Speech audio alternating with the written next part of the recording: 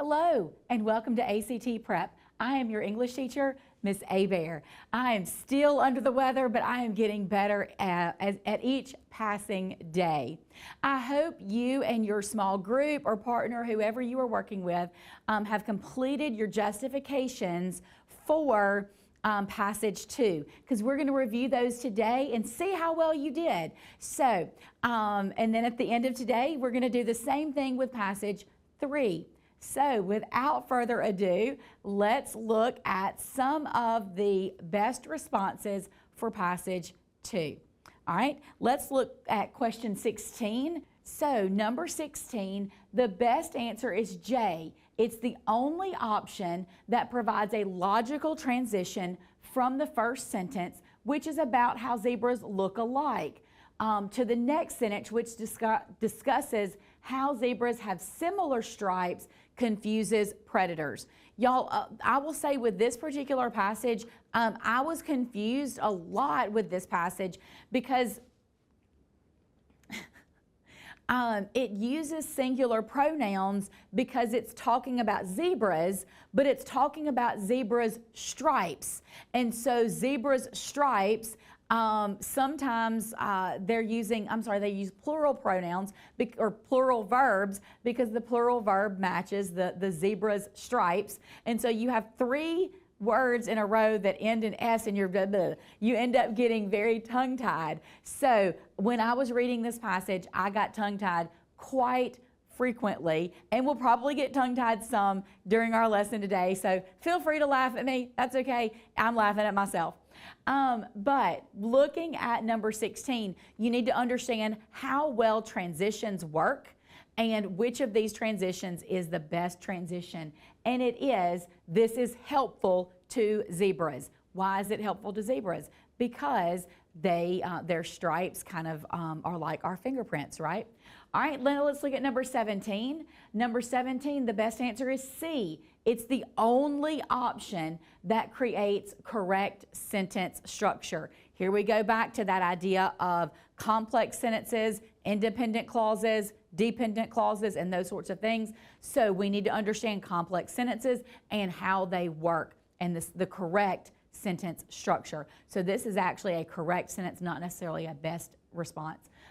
Some of these are going to be best and some of them are going to be correct, but we're always going to use the word best. All right, now let's look at question 18 because 18 does have a question stem. So what is 18 asking? Which choice most effectively leads the reader from the preceding paragraph to the rest of the essay? Again, we're looking at transitions. The best response is J. It's the only option that provides that logical transition. So looking at J, J says, to solve this problem, we're going to do X, Y, and Z, right? So now 18, the best answer is J because it provides the most logical transition from paragraph 1 to paragraph 2. All right, are we ready to go to 19? I know some of y'all are still thinking. All right, let's go to 19. If your teacher needs to pause, they can pause, and you guys can discuss if you need to discuss. All right, let's look at 19. 19 says the best answer is B because it provides a comma before the non-restrictive phrase. We're going to talk about restrictive phrases and non-restrictive phrases when we dig further into this test and we look specifically at skills and not just responses in order. So when we look at skills, we're going to talk about restrictive and non-restrictive phrases. But for number 19, it inserts a comma before that non-restrictive phrase, setting it aside or setting it off from the rest of the sentence. All right? We'll talk more about those restrictive and non-restrictive phrases and why they are important for this ACT test and in your writing. All right, we're back to number 20, and again, we have another question stem. At this point, the writer is considering adding the following true sentence, okay? So should the writer make this addition here? Now, if you think the writer should make the addition somewhere else, that's not what they're asking. Specifically, should it go at this place? So let's find 20. 20 is in the box at the end of the paragraph. So we might, and I don't have it on my screen, but you might want to have that second paragraph and that third paragraph right next to each other so you can see, does that sentence that they're looking to add, does it conclude paragraph 2 while also kind of alluding to what's happening in paragraph 3. So at this point, you may need to start reading paragraph 3 to see what the best choice is. And I hope that when you were justifying your responses, you talked about that and the transition. So should that addition be put there? The correct response is H, no, because it clearly explains why the new sentence should not be added. The information about how zebras might use stripes to identify one another is not relevant to the paragraph's discussion of the stripe spotter and how it works. So this whole paragraph is about how stripe spotter works. And so if you add, some researchers believe that the stripes on zebras help the animals identify one another in a herd. That may work in paragraph 1, but it doesn't work in paragraph 2 because paragraph 2 does not talk about anything about zebras identifying one another. It talks about humans identifying, not humans, a computer basically identifying these zebras with their stripes. So keep that in mind that it may work, that sentence may work in another paragraph, but that's not what this question is asking you. It's asking you, does it belong specifically here? All right, let's move on and look at questions 21 and 22. 21, no question STEM. The best answer is A, because capture, the word capture, is precise and appropriately conveys what the researcher is doing while cropping the photograph. Let's look at these other answer choices that they're giving us. A is no change, so leaving capture, and that we know that is the best response. But apprehend, do you know what the word apprehend means? It may be that you need to go back and look those other words up. We talked about in some of my previous lessons when we were prepping for the test, these vocabulary questions. This is one of those vocabulary questions. You need to know what the word apprehend means. That word acquire or the word take. You should know what the word take means. To acquire something means to receive it. And the word apprehend, a lot of you may have heard that word on the news, that the police apprehended a suspect or they apprehended a person of interest. That means they found them and took them into custody. Does that work in this place, in this sentence? No, it doesn't. But if you didn't know what those other words meant, then you might have been confused as to which of those words is the most precise response. It's not always the biggest word or the word that you think, I don't know what that means. And so a lot of times students will pick the longest word because they're like, oh, well, that should be the best response because this is really wordy and uses these big words. That's not the case always. So know what your vocabulary is and how do we deepen our vocabulary knowledge? That's right, we read. The more you read, the more vocabulary knowledge that you will acquire. And so that is one of those words up there. So keep that in mind. Be a good reader by reading more. All right, now moving on. Let's look at number 22. Again, we have a question STEM. The writer is considering revising the underlined portion to the following. So it takes this long sentence or the end of this long sentence and it's asking, do I condense it into this shorter piece? It says, an image of even black and white lines, okay? So it gives you 2 yes responses and 2 no responses. So first off, think about, should it be replaced or should it not be replaced? Well, we say no, it should not be replaced. Why should it not be replaced? Well, specifically, that revision lacks the clarity and specificity. Y'all, some of these vocabulary words get you tongue-tied, and that's okay. The specificity of the description in the original wording. It follows that tone of the rest of the passage, and keep that in mind. Is it my sickness that's making me tongue-tied, or is it just me? I don't know. It's okay. Some of these words are a little tongue twister type words, and that's okay. We're going to get through them. All right, let's move on to questions 23 and 24. Question 23 and 24, neither one of these has a question stem. It's just looking at the underlined portion, and let's find the best response. The best answer is A in number 23 because it's the only option that creates the correct subject-verb agreement. Y'all, this is the first one that we've had that's subject-verb agreement, and subject-verb agreement is very important, and we don't always talk in standard English with subject-verb agreement. When I was in school, which I know some of you, I'm ancient to you guys, and that's okay. But when I was in school, they required us to even speak in a classroom in standard English with subject-verb agreement, and that was specifically taught. I don't know that it's taught to the way that it was back when I was growing up, and that's okay. But if you grow up with someone who talks in standard English, and you're around people who talk in standard English, that's the language and the vocabulary that you use. But if you're raised in an area where they use a different dialect, and sometimes that subject-verb agreement isn't standard English, then that's one of those that we talked about being aware of whether or not something sounds right, because if it sounds right to you, may not be the correct standard, or I say correct, might not be the standard English that ACT is looking for. So be aware of the way of saying, oh, well, this is the piece that sounds right, because just because it sounds right doesn't mean it is right. It's going to sound right to those people who are around standard English more than those who use maybe a different dialect of English. All right, number 24, again, we don't have a question stem. We're looking at, do we change this or do we not?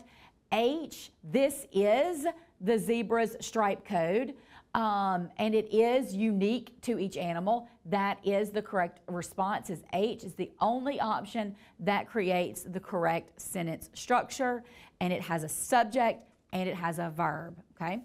So let's look at numbers 25 through 27. 25, 26, neither one of those have those question stems, so we're just going to go directly to those. The best answer for 25 is D. It's the only choice that uses the correct form of the possessive pronoun its. Whew, I cannot wait until we get into that particular pronoun. There are so many non-examples all over social media, all over even some places that you would expect them to use the proper form of the word its, and we're going to go into that more deeply when we talk about pronouns. Y'all, pronouns is going to be one of my favorite lessons to teach, because pronouns is one of those things that when you get it right, you sound so much more intelligent when you're talking to people, especially when you're writing.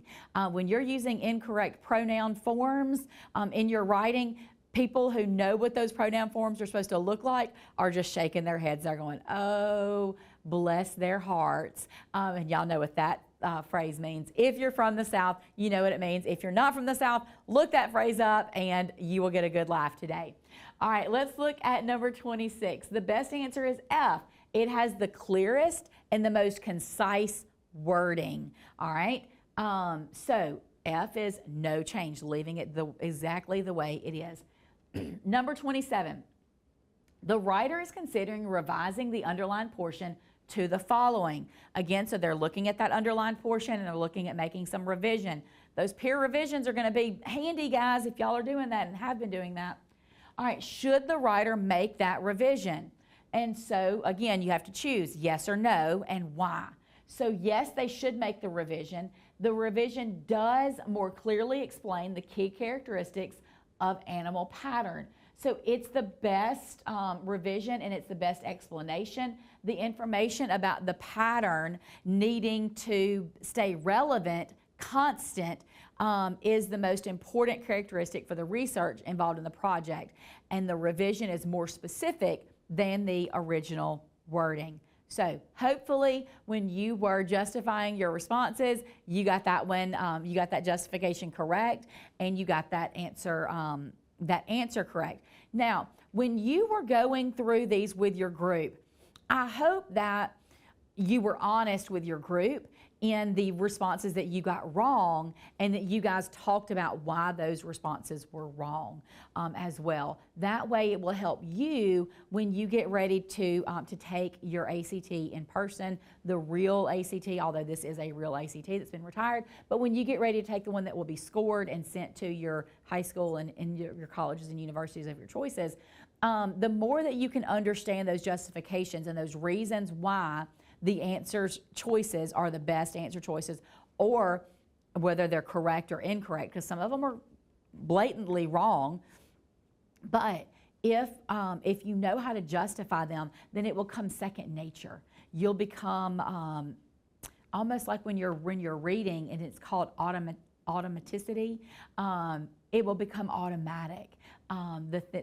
Justifying those responses. The more that you do it, the more it will become automatic, and it'll come so fast that you don't even realize that you're doing it. So keep that in mind. The more you practice this skill, the better you will get at it. All right, let's move on to number 28 and 29. 28, the best answer is J. J maintains the stylistic word pattern the writer has established in the two other example sentences. So again, we have a question stem. Which choice is the most consistent with the word pattern used in the other two examples in the sentence? So you have to go back and look at those other two examples and look at that, maintaining that consistency with language and vocabulary. Number 29, which choice most strongly emphasizes the one benefit of StripeSpotter, that it allows researchers to monitor the activities of zebras without causing the animals harm or distress? Answer D uses the word humanely. Humanely best emphasizes the idea that StripeSpotter allows researchers to monitor the zebras without, or with compassion and without causing harm. For some of you that live in the South, we do not allow, and you're a hunter, the Department of Wildlife and Fisheries does not allow people, anybody, whether you're hunting or just viewing, they don't allow spotlights. They don't allow spotlights because when you shine the light on the deer, it startles them. And so they say that that's not a humane way to view deer. Specifically, or sometimes other animals, because you don't want to startle them, because it's not just because you want to look at them. It's just not a humane way. How would you feel, or how do you feel if you're a driver and you're driving down the road and somebody's got their bright lights on? The first thing you want to do is flash yours bright lights at them, because that bright light startles you and makes it difficult for you to adjust, or for your eyes to adjust to the road. And sometimes people will drive off the road because it's making it difficult for them to see. That's the same thing as the deer spotlight and the idea of viewing these zebras up close and personal, because they want to see these zebras and how they identify one another and how they migrate. That's the whole point of this StripeSpotter system, is they want to know how they move around. Another way that scientists do that is by tagging. Some of you are aware of tagging. That's not, a lot of people say that that's not a humane method of following these animals. And so that's why they use the word humanely here. So kind of keep that in mind. The more you know about various topics, the easier it is to answer some of these questions. And it's just kind of one of those, one of the television series that I used to watch, or a television series, not a television series, it was a television station that used the phrase, the more you know. And when my kids were growing up, that would come on, the more you know. And it is, the more things that you know when you get ready to answer some of these questions on the ACT, it's like, oh yeah, I know that. That's easy because I know this. And you make those connections. And we talked about connections being the best and easiest way for you to answer these questions. We're going to move on because we only have, I think, one more on this one. Oh, no, yep. Question 30 is the last one in this series for this particular passage. So let's look at it. Remember, we talked about these last question after a passage. Usually we'll ask about the entire passage. So let's look. Question 30 asks about the preceding passage as a whole. So they're looking at the entire passage. The writer is considering adding the following sentence to the essay. He or she has to be sure not to include any grass, foliage, or other surrounding objects or animals in the cropped area. If the writer were to add this sentence, it would most logically be placed at, and it gives you 4 different places to choose from, and a lot of times you're going to have to flip back in your book to see what is the most logical place. If you think that that sentence doesn't need to be added, that's not what they're asking you. They're asking you, this writer is going to put it there. They're going to put it there. Whether you like them putting it there or not, they're going to put it somewhere. They're going to put that sentence somewhere. Where is the most logical place? So when we're looking at this as a whole and we're thinking about the most logical place is point B in paragraph 3. Why is that the best and most logical place? Paragraph 3 is the most logical place to place this information. The previous sentence discusses cropping a photo while using Stripe Spotter. So adding the information here would contribute to the overall explanation of the process of cropping photographs. If you look back at those other places, place A, C, and D, none of those other places is it logical to be talking about cropping the photograph. So the answer choice G is the best response. All right, I hope you guys followed along. I hope that you have justified all of your answers with your group. Now, I want you to, with a partner, not a whole group, just one-on-one, 2 people, no more than 2 people, because I need you guys really digging in and working through this and, really working hard with it. Like, you should be putting a lot of thinking skills. When you walk out of the classroom after you've justified these reasons, your brain should hurt. I'm sorry. Some of us are more aligned to working those muscles in our brains so that our brains might hurt, they might not. But the more you exercise your thinking skills, the better you're going to get at it. So now, instead of a group or a small group, you're just working one-on-one, 2 people working on this, justifying the responses for passage 3. So this time, I want you to also add the reasons why the other options are not the best answer. So you're going to justify why the correct answer or why the best answer is the best answer, but also why the others are not the best answer. Remember that lesson 6, at the beginning of that lesson is where all of those correct answers are. You should have kept notes, and you should have notes on what the best answer is already. And so that shouldn't be an issue. But if it is, go back to my lesson 6 and you will see all of the correct answers that ACT has provided. So why the best answer is the best answer and why the others are not. May take you a little bit more time, but I want you to work on this with a partner. All right, until next time, happy learning.